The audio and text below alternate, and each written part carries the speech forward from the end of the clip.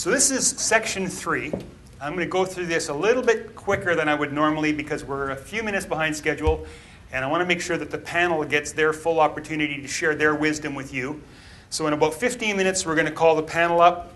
Then we'll have a panel discussion for about 35 minutes, and then we're going to have another break, and then there'll be the final module in the workshop.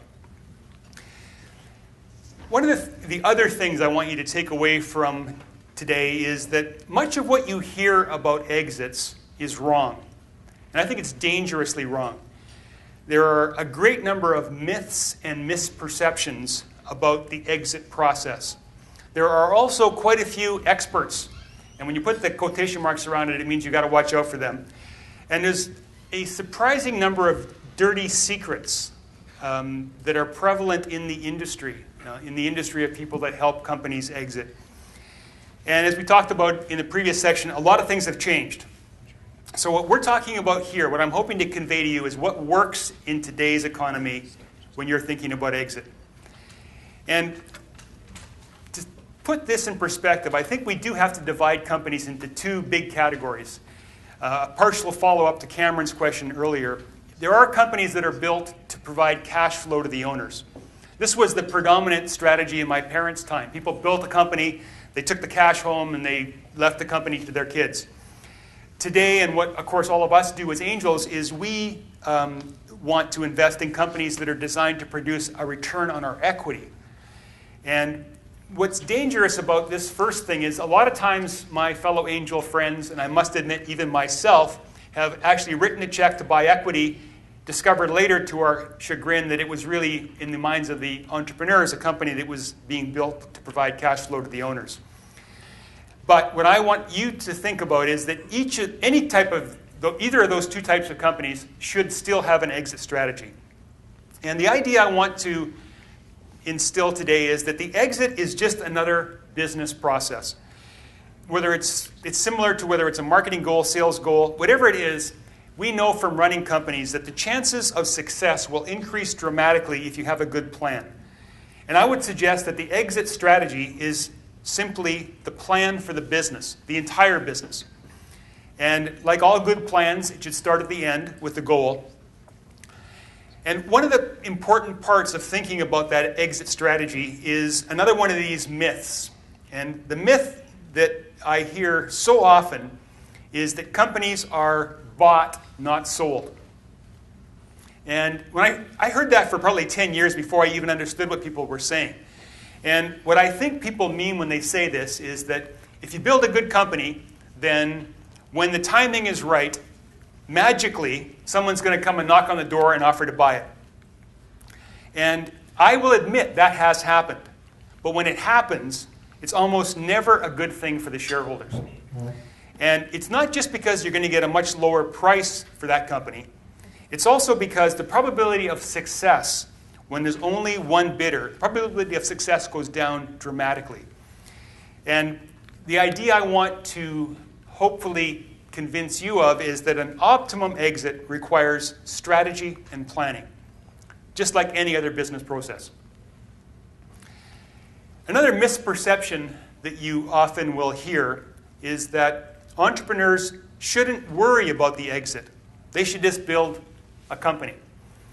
This is in my opinion, dangerous misperception. I think it's just wrong. This one's easy to understand where it came from. This is even in one of Guy Kawasaki's books.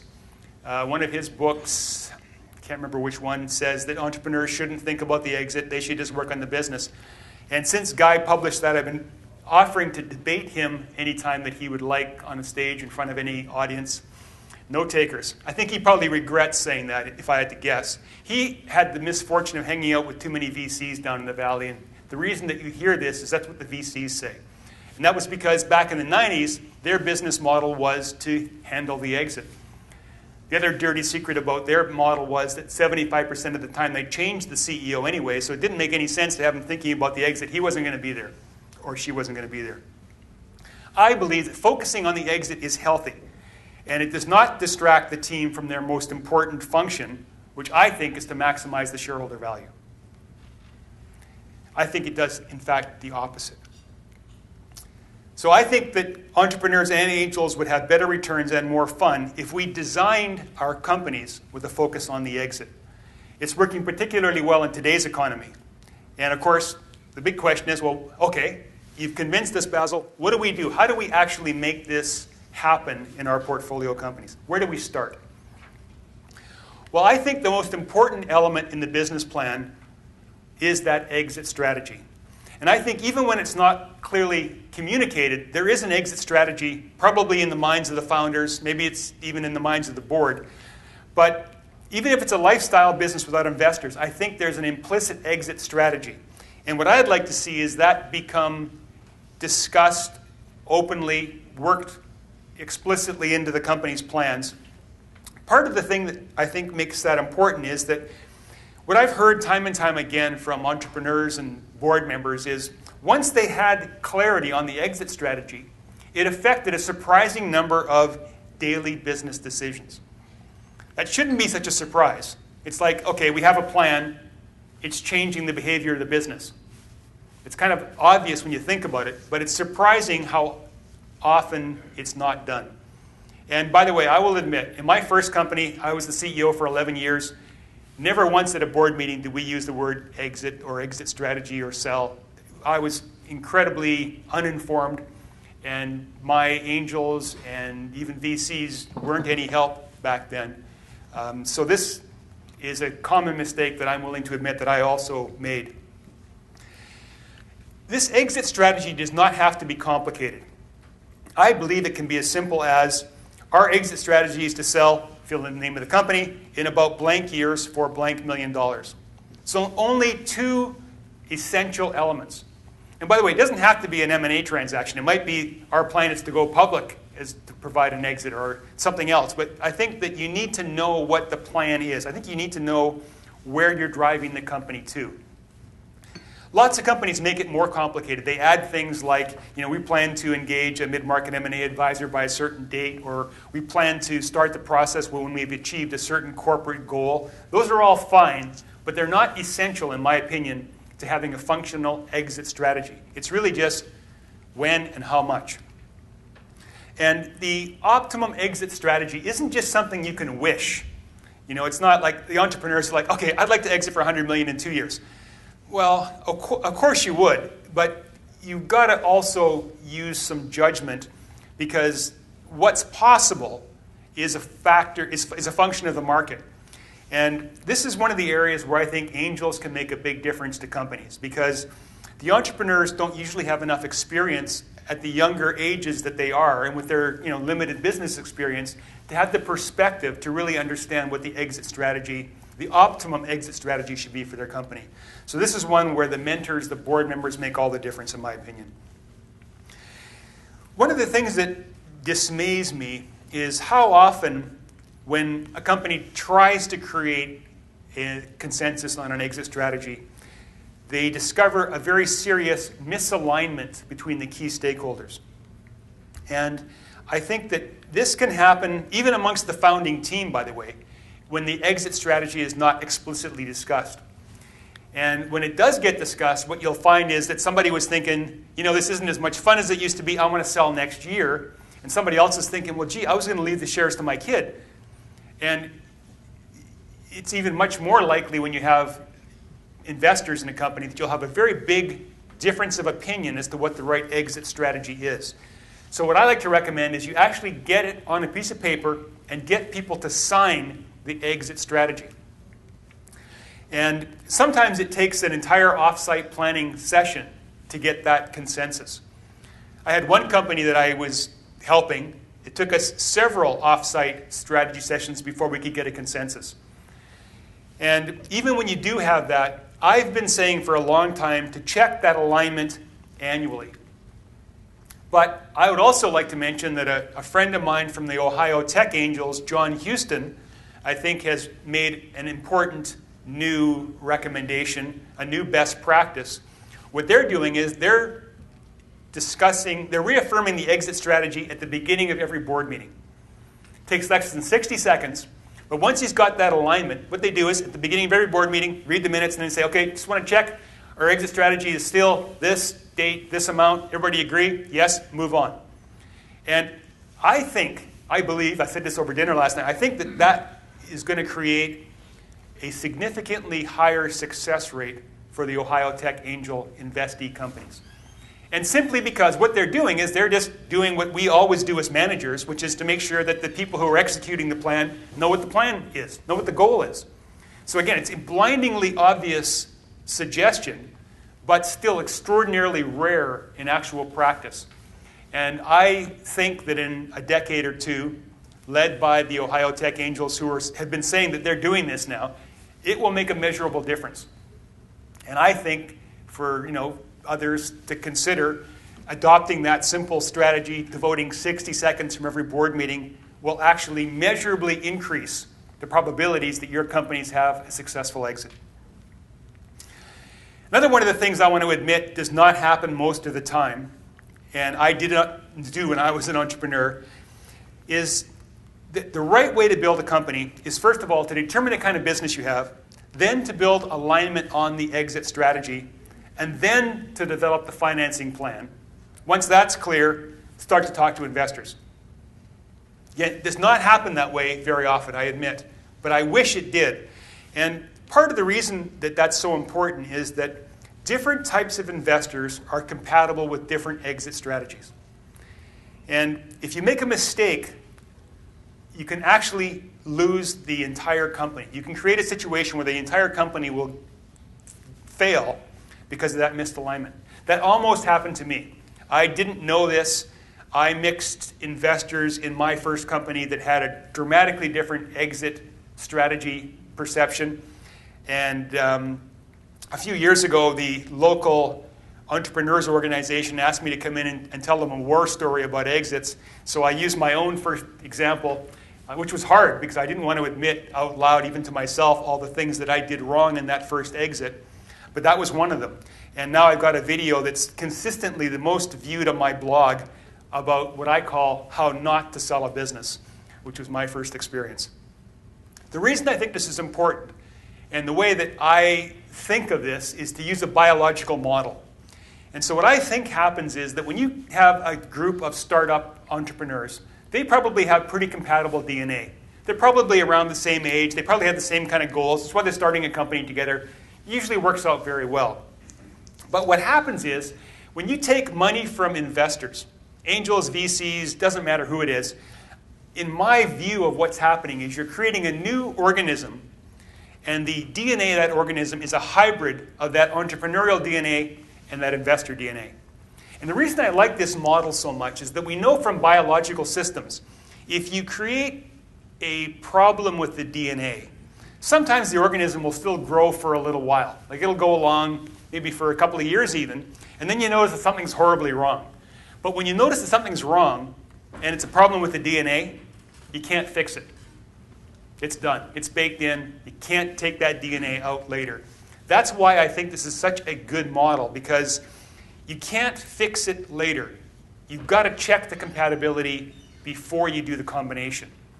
And to me, the checking of that compatibility is most importantly around that exit strategy. Which is why I wish every company first got the exit strategy right and then went out to talk to the investors. And why I think as investors, we shouldn't be investing in a company where you can't have a real clear conversation with the entrepreneurs about the exit strategy. And we're simple people, us investors. We give a company our money. Maybe we want to help a little bit or not. That doesn't matter. But we want to get the money back. And so we can't leave that part of the conversation unspoken. It's just not a statistically smart thing for us to do. Even though I will also admit I made lots of investments before I figured this out. Lots of the companies I invested in didn't have a clear exit strategy. Most of those didn't have an exit either. Another common misunderstanding about M&A exits is that you have to grow the company to be profitable or grow it to be larger than X million in revenue. And that's another one of these dangerous misperceptions in the current market, because I think that the real threshold today is just to prove the business model. And what it means to prove the model is different in different companies. But let me use, as a simple example, a recurring revenue business. Something where it's a subscription. It doesn't matter whether you're selling shoes by mail or you have an online app, if you've got something where you're getting monthly money coming in every month, proving the model simply means you figure out what the gross margin is per customer, you figure out what the customer lifetime is, and the cost of customer acquisition. In a business like that, that's all you need to do to prove the model. You have to be able to answer the question with actual data, not a projection. Actual data. What's a customer worth and what do they cost to acquire?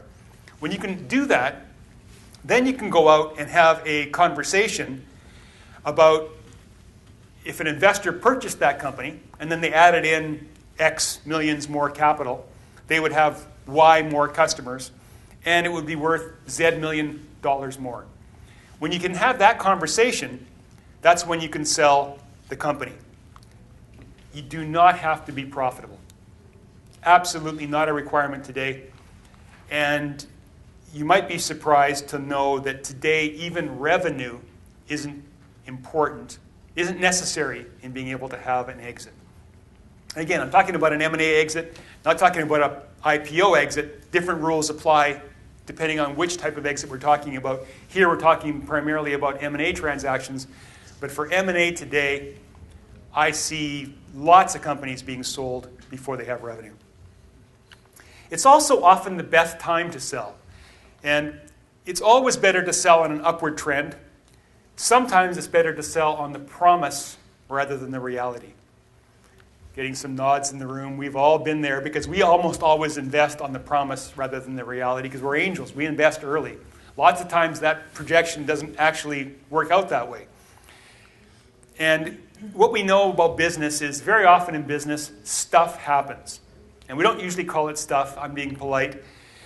And what that results in is most of the time the entrepreneurs underestimate the risk and they end up riding the business over the top. And that's going to be the final module, is about the things to watch for so you don't end up passing the company's peak in value, end up riding it down. Another one of the things that I think is fascinating and quite different about today compared to 10 or 20 years ago is that people under 30 today have shorter attention spans. And it's not just that they're much better at multitasking or reading quickly. What's happening is that this shorter attention span is actually leading them to have shorter periods of time with each company that they work for. The younger generation doesn't stay as long as we did or our parents did in a company. And this is creating something that I call the equity effect. And I can't do this justice in the time that we've got here, but I wanted to just leave it with you so you can be thinking about this. I'm pretty sure that the psychological beneficial period of vesting is about only 2/3 of the time for linear vesting. So I'm suggesting that if you have a company with 3-year linear vesting, it's only really beneficial for about 2 years. Because when you get 2/3 of the way, the psychological benefit is pretty much captured. The challenge with that is that very often, especially these younger people, the best and the brightest who have the best options to do something else are the first to transition to the next company. And that can often create a cascade, which I'm going to talk about in a bit. But what it means is that one of the terrifying things that we're seeing in some of these younger companies is that when they're 2 or 3 years old, they're starting to show signs of being middle-aged corporations. They're not as vibrant. They're not growing as quickly. And some of those times, it's because of this equity effect. It's because of the very short attention span of these younger people. They get bored faster. They move on faster than we did or our parents did. And I think the solution to this, which would also improve our exits, is to vest only half of the shares on a simple linear formula. And I think the most fair thing to the entrepreneurs and to the investors is to vest the other half on a sale of the company or an IPO. And of course, then you've got to also agree to accelerate all of the vesting on a sale or an IPO. And I think if we just did that one thing, we'd also be able to have a significant increase in our exit rate, partly because we'd be having that conversation before the money went in, and that will help us to filter out the real sincerity of that entrepreneurial team about their exit. It's fascinating to see when they're not really being honest about, and we plan to do an M&A transaction in 3 years. The people who aren't really sincere will have a very difficult time with that 50% not vesting until there's a sale. And this exit strategy really does change things every day in the company. But the thing that I think is the biggest change is by clearly articulating the strategy and by building that vesting formula in, you'll retain the best and the brightest longer. And that's really the most important thing today. We were talking earlier about the fact that capital is not really the problem for today's companies. There's quite a bit of capital out there. We all know that. It's the human capital that is the critical ingredient today for most companies. And whatever we can do to help retain them through that company life cycle is a wise thing for us to be helping the entrepreneurs with. So to summarize on the exit strategy, I would suggest it's just the highest level strategy in the organization. It's the foundation for the company's entire plan. It aligns the team on the most important goal, which is the maximization of the shareholder value and the optimum timing of its monetization. And again here, footnote is, this all assumes we're talking about an M&A transaction and a company with investors. There are other types of companies, for example, the example of the dividend company, not the same thing.